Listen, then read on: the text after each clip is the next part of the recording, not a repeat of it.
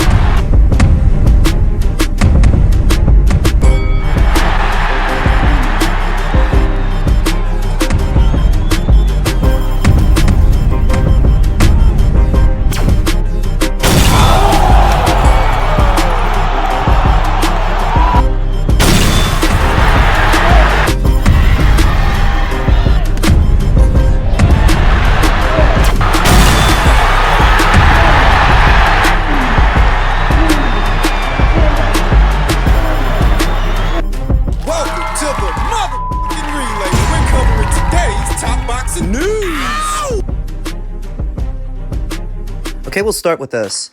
Another look at Gervonta Davis's recent admission. He's reiterated that he wants to retire from boxing next year. I'll probably be building my real estate portfolio, just trying to separate myself from the limelight. I just want to be able to make money and stay out of the way. That's it. I want to be living without being seen. Some are questioning the legitimacy of this admission. Is he being serious, or is this really just a ploy to get eyes on his fight?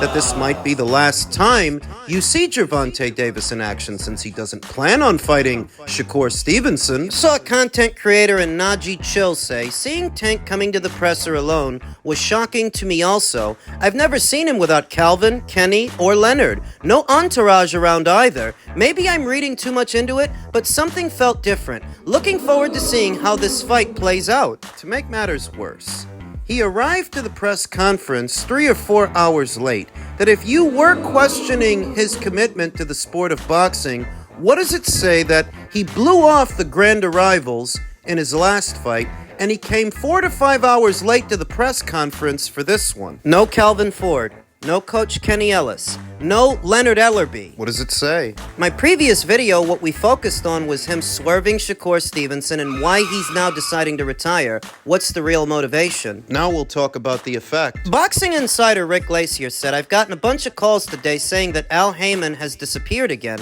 Al Haymon is hiding in plain sight. Haymon's not sick. PBC is in financial ruin, and Haymon is embarrassed that his original dream of having a monopoly on boxing is now ending in complete financial ruin. Disappeared? No. The real answer is vanquished. PBC may barely, quote-unquote, stay in business, but a real player? They will not be. So we've been talking about how PBC fighters have been leaving the island in waves, popping up all over the place. And what fighters remain, even some of those guys are being outsourced. And that list is growing. Carlos Adames is set to be boxing Hamza Shiraz on a Riyadh season show.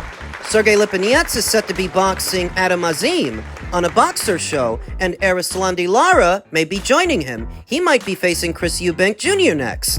To understand why this is alarming, specific to the PBC, it's because in previous years, they were never this willing to loan out their fighters, their champions, their belt holders, to where all of a sudden, guys that you used to see boxing specifically on PBC shows are popping up all over the place. Anyone from Brandon Lee to Joey Spencer. This is mostly because they just don't have the resources to accommodate that number of fighters anymore, which is in keeping with what I told you last year, that when the money dries up and the fight dates dry up, guys are going to start to leave. And what few fighters they're trying to hold on to, like, say, David Benavidez or Gervonta Davis. These are their A-listers, the guys they're most invested in. But what happens if one of them retires? If Gervonta Davis really means business, and he decides to walk away from the sport of boxing next year, that would be a critical blow to the PBC and whatever it is they have left, because it's not like they're signing new fighters, new talent. They can't accommodate the guys they already had, much less onboard new ones and groom them, develop them. You look over at Top Rank and you see the next wave of fighters they've got coming through. Keyshawn Davis, Abdullah Mason, Richard Torres, Emiliano Vargas, Matchroom, is still signing fighters. They just signed that Tiramoana guy, that heavyweight. They signed 2 Olympians. They're signing fighters all the time. Queensberry Promotions is signing fighters all the time. Even Golden Boy is adding new blood to their roster, but the PBC... So just imagine if one of their star fighters walks away from the sport and they don't even have his fights to make anymore. Where does that leave them? Crawford. Well, I know what they wanted and what they tried to do with Gervonta Davis. They wanted him to be the next Mayweather. The problem is, he ain't got Mayweather talent or Mayweather work ethic. He ain't Mayweather. Mayweather's what got you start.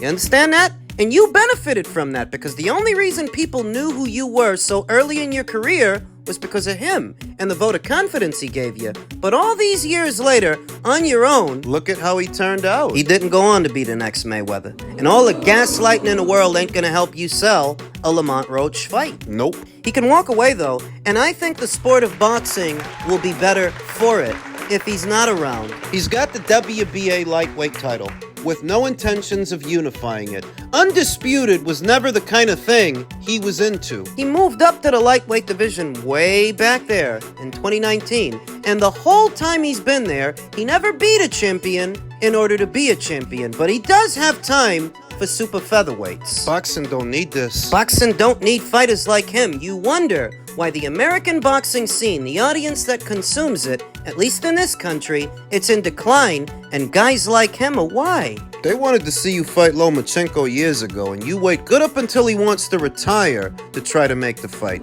They wanted to see you fight Teofimo. They wanted to see you fight Devin, Shakur. Any business that is a business relies on the principle of supply and demand, and all you're supplying are fights that nobody's demanding. I hope he does retire. I hope he does walk away from the sport next year because the sport will be better off for it. I saw USA Boxing's Lo Henshaw ask, why are people specifically trashing PBC over this February show? Why not the other promoters? Also check the bottom of the fight poster. PBC is involved with this one too. Why do y'all have such strong feelings for or against the PBC? Am I missing something? Gervonta Davis. Oh, we got into some of the reasons people don't like the PBC in my previous video, but yet another glaring example is Gervonta Davis and the philosophy they have. He is singularly everything that's wrong with American boxing. He is literally a detriment to the sport, and the sport would be better off without him. But where he was developed and where he was groomed was at the PBC. You ask, why do so many people have an axe to grind with the PBC? Fighters like Gervonta Davis and Al Haymon's music industry approach to the sport of boxing. That's where he came from. He came from the music industry. And when he couldn't hack it over there, he came over here. Found out he can't hack it over here either. It's not about boxing to Al Haymon. It's not about boxing, it's about branding. Which would seem like wisdom if the ends justified the means, but they didn't. All that money they got from Waddle and Reed, Gone. kicked off NBC, kicked off of Fox. You ran Showtime Boxing into the ground. And let's get into the obnoxious rabble of degenerates that seem to swear by them. The Haymonites. Here's a clear example. You may have come across a well-known Twitter user that goes by the name Ray Jackson, who fancies himself a bit of a comedian. He said, Turkey Alalshikh is trying to take over boxing. We as boxing fans can't let this happen. Let's stand together and do the right thing and keep fights in the United States. Is he joking? And this is a guy who doesn't make it a secret that he regularly streams fights, steals pay-per-views. Just so happens to swear by Al Haymon and his failed PBC, that failed experiment. See, these are the guys that wanted to believe that Al Haymon was the Wizard of Oz. Could turn water into wine and Wilder into Mayweather. So when that entire illusion evaporates, they want to stand against progress. They actually want to stand against what's good for the sport. You weren't contributing anything to it already. You don't buy shit. You don't even buy the fights for the fighters that you claim to like, much less the ones you don't. Truly, this is more attention than someone like a Ray Jackson deserves, but he is a prime example of why some people don't like the PBC or their supporters. Because you're either part of the solution or you're part of the problem. Guess which one he is. No, it really isn't hard to understand why someone might not like the PBC and those who support it. Bunch of mouthy idiots that don't contribute nothing to the sport. Do you think that people find it charming that you're tantamount to a digital pocketbook thief? A digital shoplifter? You're a little bit too old for that shit. Go figure that the most mediocre outfit in all of boxing only really seems to appeal to mediocre people. Mediocre! Wallowing in their own mediocrity. Mediocre! There is a proverbial laundry list of reasons why people don't like the PBC and those who support them. It's not a mystery.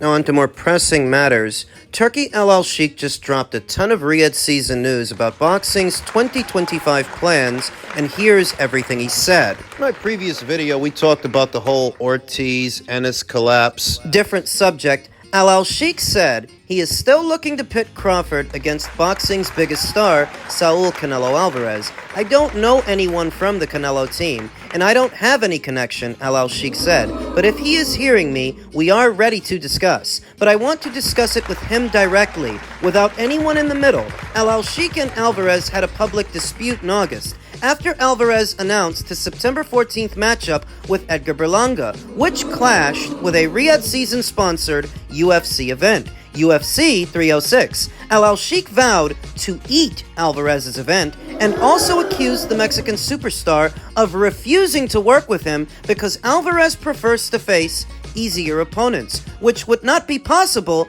on Riyadh season shows. Outwardly, it seemed like Alalshikh was pressing Canelo Alvarez for an answer, and Canelo doesn't let himself get pressed or squeezed by anyone. He marches to the beat of his own drum and does everything on his own time. So while he's getting ready for Edgar and en route to that and focused on that, he's not going to let you pressure him for an answer. Now, Turkey's been a great benefit to the sport of boxing, and he continues to put exciting matchups together that would not otherwise happen without his involvement. But when it comes to Canelo, you have to realize this guy doesn't need you. Not the same way these other guys do. He's got options. Let's say that Canelo Alvarez decides he doesn't want to work with Turkey under any circumstances. Do you realize that a novelty fight, a circus fight between him and Jake Paul would do bigger business than a fight between him and Terence Crawford? It's the truth. I know a lot of people don't like it, But it's reality. So when you're dealing with someone of Canelo Alvarez's stature,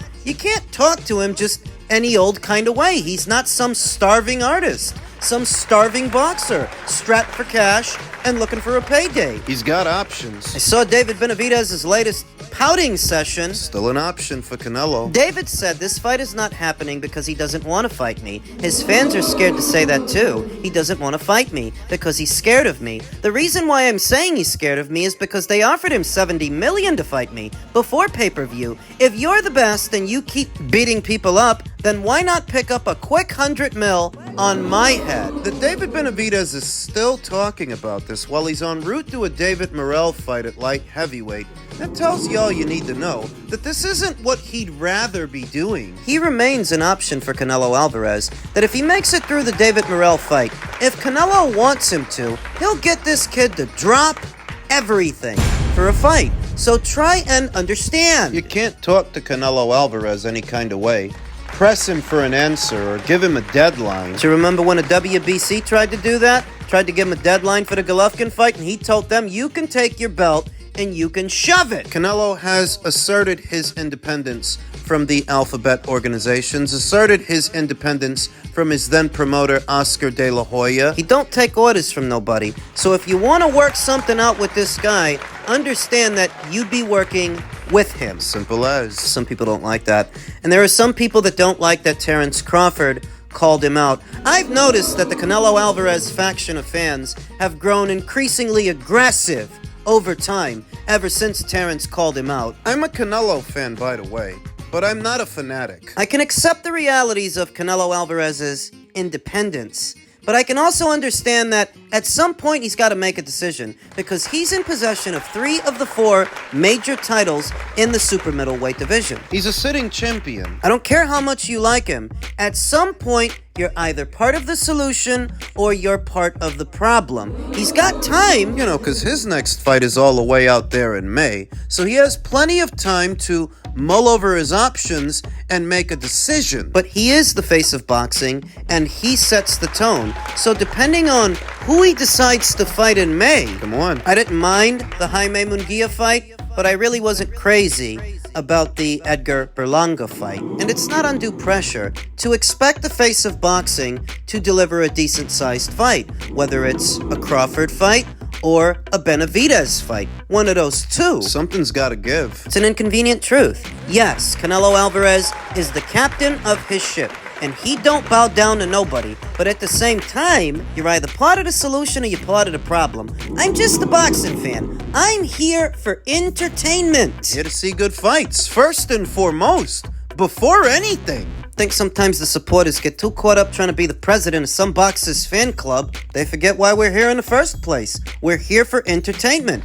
This is supposed to be entertaining. Turkey still wants to work with you, and he's willing to offer you a boatload of cash to fight Terrence Crawford. I don't see why you shouldn't take it. So maybe you don't want to give Team Benavidez the satisfaction because they spent so much time talking you down and tearing you down that you don't want those guys to make money off of you. Maybe that's what it is. Fight. What about Terrence? What about Turkey? Canelo Alvarez fights on pay-per-view exclusively. That means every time you want to see him fight, it's going to run you $75 to $80. You tell me who else is out there that's worth paying that for? Come on. He is so far past the William Skulls and Christian Mobilis, Diego Pachecos of the world, that his opponents... Edgar Berlanga did not deserve a Canelo Alvarez fight. I don't want to sound like I'm taking a shot at Canelo Alvarez, but it's the truth. You're too good to be fighting somebody like that. You're too accomplished. You might feel that Terrence Crawford is too old and too small for a Canelo Alvarez. That Canelo knocks him out, and maybe he does. But there are some people out there that are convinced Terrence can win. It is a fight that captures the imagination, more so than a Munguia fight, than a Berlanga fight. Nobody really thought those guys stood a chance. Some people think Terrence does. If you can make a boatload of money proving them wrong, why not do it? And listen, if you're past fighting the David Benavidez's of the world, and you're past the Terrence Crawfords too, then maybe what you need to do is retire. I mean, I hate to say it, I'm a fan of Canelo Alvarez, but... I told you I'm not a fanatic. I lived through the Tyson era, the Roy Jones Jr. era, the De La Hoya era, and the Mayweather era. So now we're in the twilight of the Canelo era. Over 60 fights, he's in his mid-30s, and maybe he just doesn't get out of bed for these guys anymore. Retire then. Because it's getting monotonous. It's the same conversation over and over every month.